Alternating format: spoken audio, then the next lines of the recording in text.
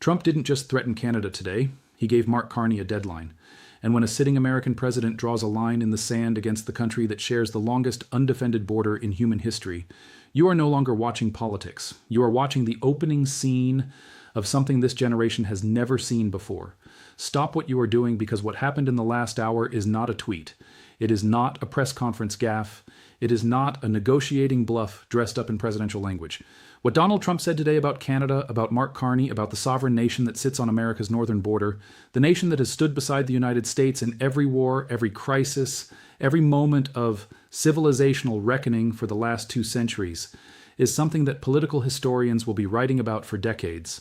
And most of the people watching the news right now do not understand the full weight of what just dropped. But you are about to.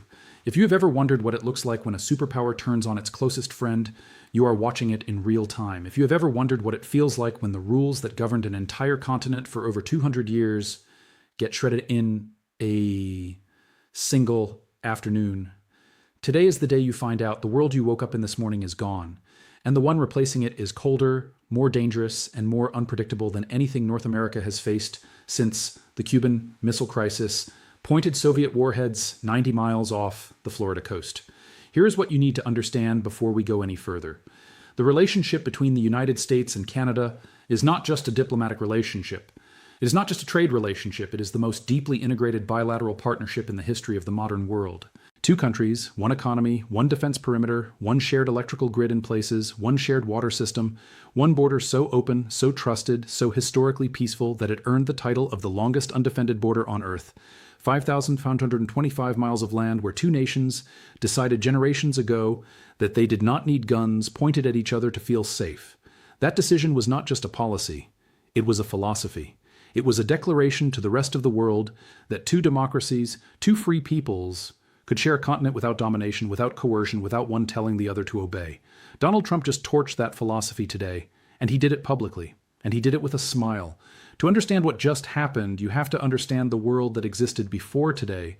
You have to understand the assumption, the deep bedrock foundational assumption that every Canadian Prime Minister, every American president, every NATO general, every Wall Street banker, and every farmer on both sides of that border has operated under for generations. That assumption was simple. The United States and Canada are partners, not master and subject. They negotiate, they disagree, they impose tariffs, they argue about softwood lumber, they fight about dairy quotas and auto parts and pharmaceutical pricing, but they do it as equals. And at the end of every dispute, both nations walk away with their sovereignty intact. That was the rule. That was the understanding. That was the invisible contract written not in law, but in the shared memory of 2 peoples who chose cooperation over conquest. Trump did not just challenge that rule today, he declared it dead. He looked at Canada's newly elected Prime Minister and he said, in language that left no room for interpretation, that Canada must obey, not negotiate, not compromise, obey. And behind that word, that single-loaded, historically catastrophic word, was the shadow of military force. Now let's talk about the players, because this story is not just about policy. It is about 2 men, 2 visions of power, and 1 continent that is caught between them. Donald Trump is 78 years old, and he has spent the last 4 years in political exile dreaming of this moment. He came back to the White House in January 2025, not as a man seeking redemption. He came back as a man seeking dominance.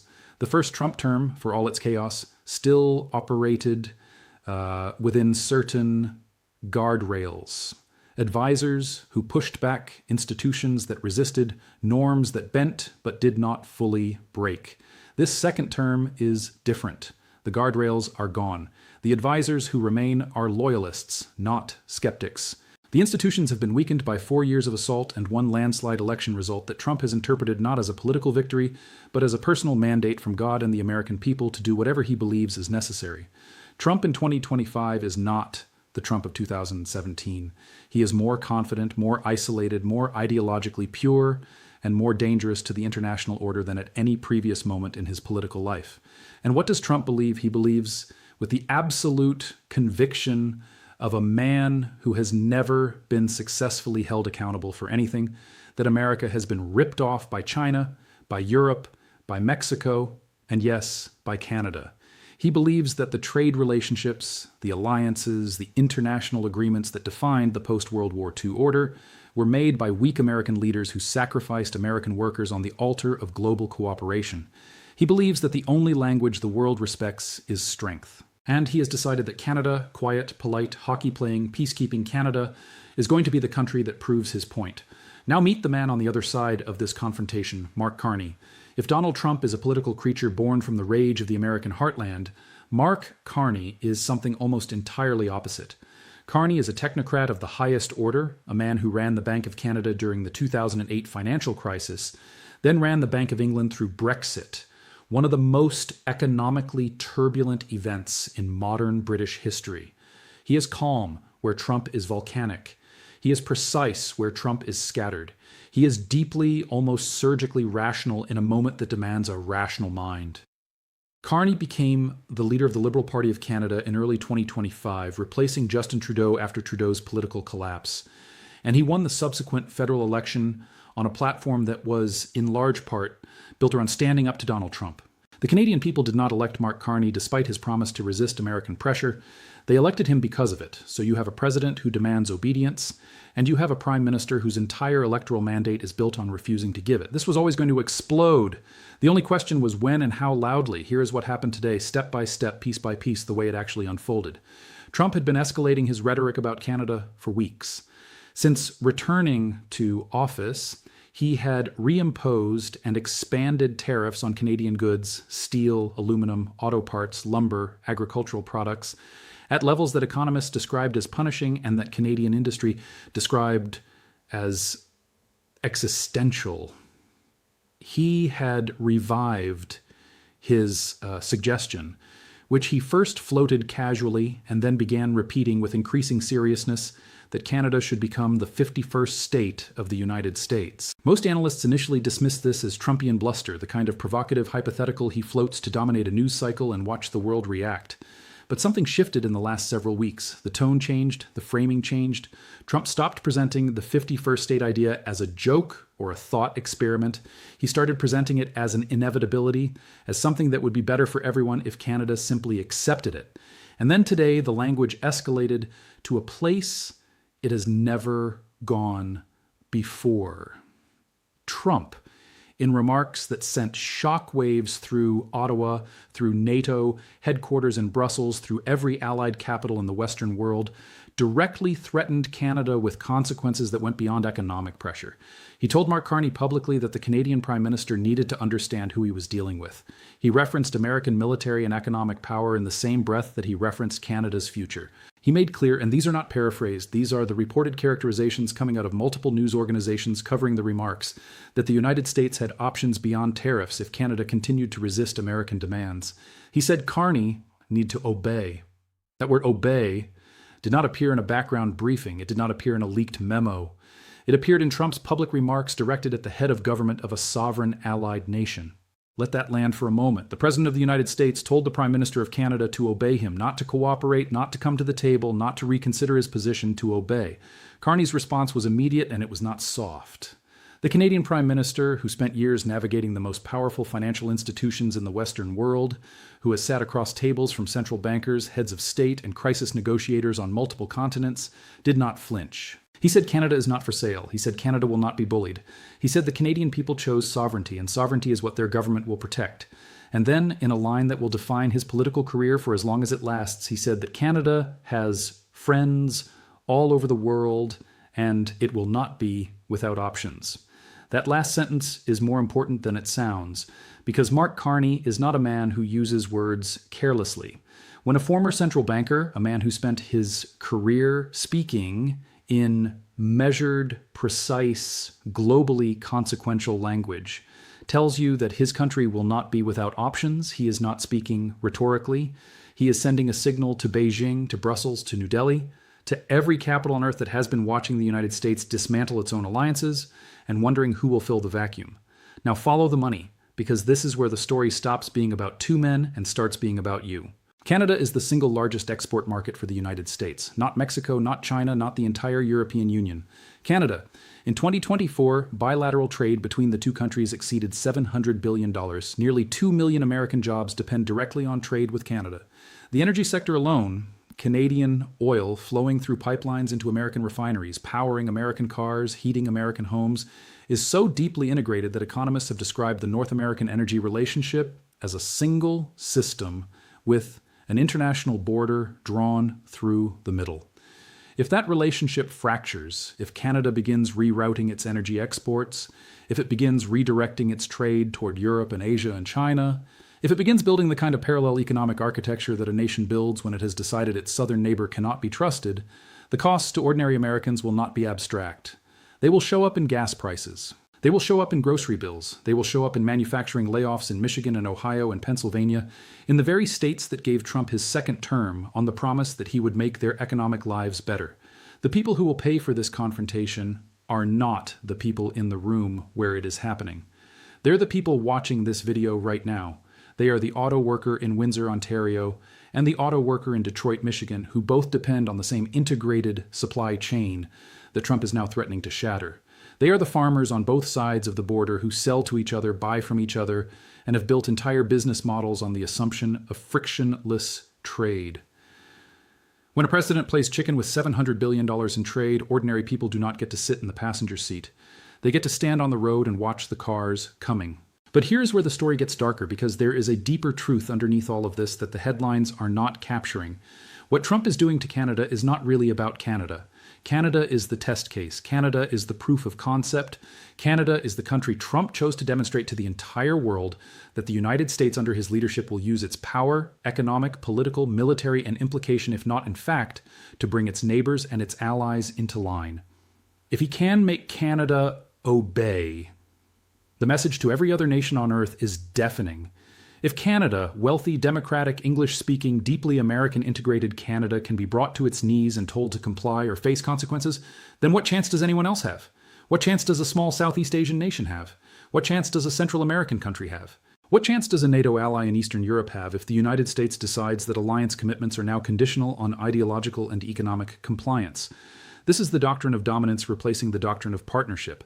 And once that replacement is complete, the world that existed since 1945, the world of international law, collective security, multilateral trade agreements, and the peaceful resolution of disputes, does not come back quietly. It is replaced by something that history has a very clear name for: empire. The United States was founded on a rejection of empire. The entire American founding mythology is built on the story of a people who refused to be dominated by a distant power that taxed them without representation, that dictated their commerce, that told them to obey. And now in the 21st century, an American president is directing that same posture: dictate, demand, threaten, dominate, at the country directly north of the Rio Grande. The irony is not subtle. The irony is the entire story. And Mark Carney knows this. He knows that he is not just fighting for a trade deal. He is fighting for the principle that nations, regardless of their size, regardless of their proximity to American power, have the right to choose their own path.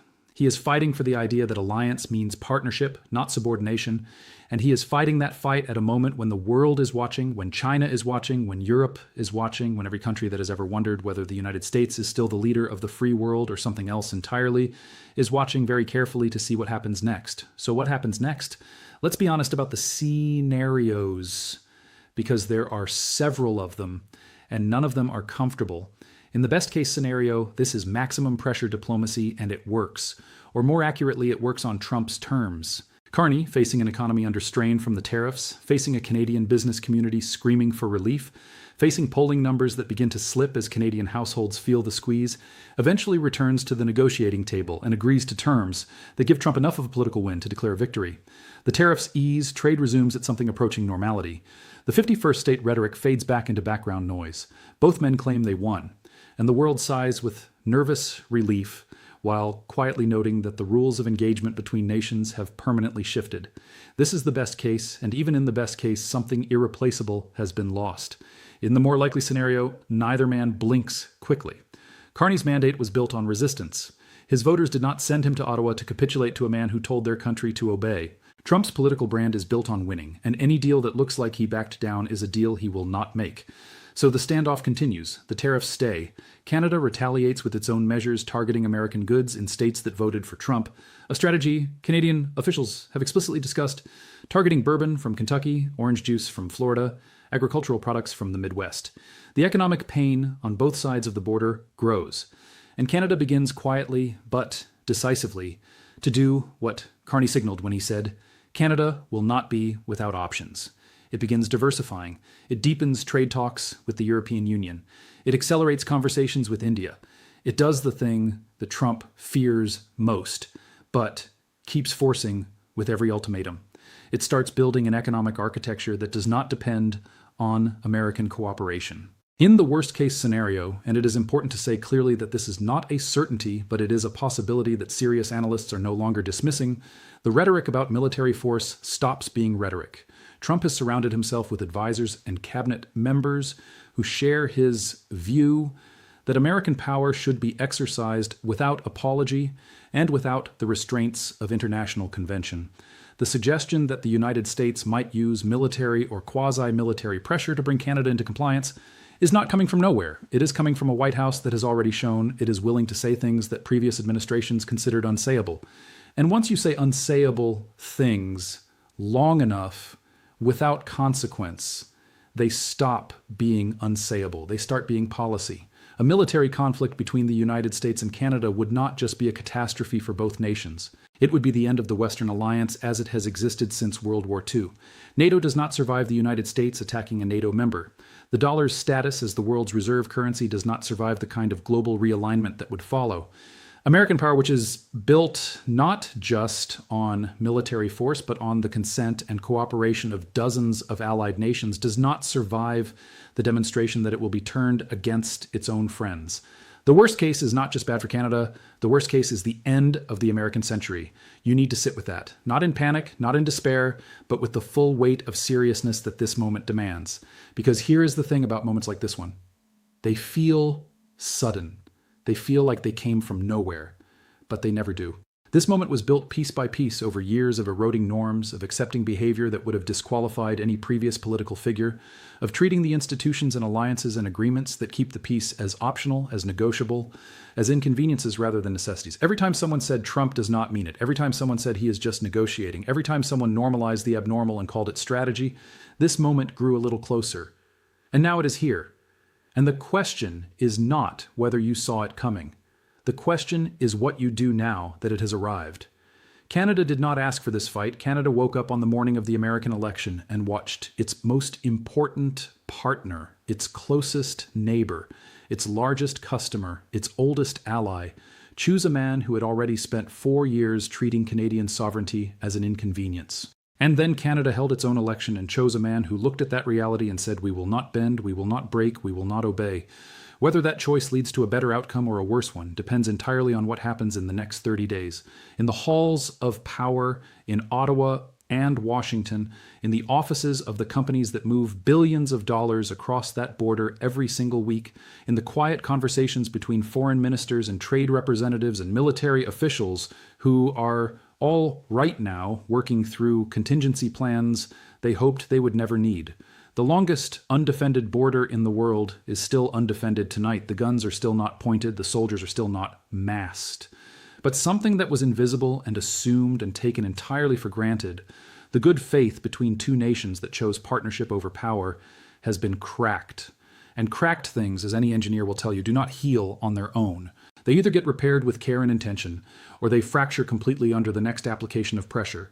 Trump is not done applying pressure. He has never been done applying pressure. That is who he is. That is the entire operating logic of his political identity. Escalate until you get what you want. And if you do not get what you want, escalate further. The question for Mark Carney, for Canada, for every American who is watching this unfold from the other side of a border they once never thought to question, is this.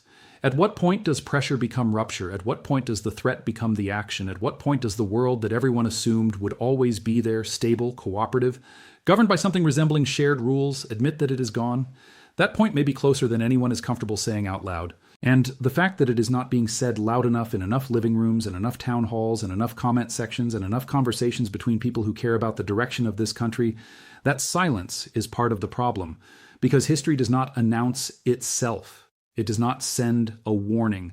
It does not wait for you to be ready. It arrives in moments exactly like this one.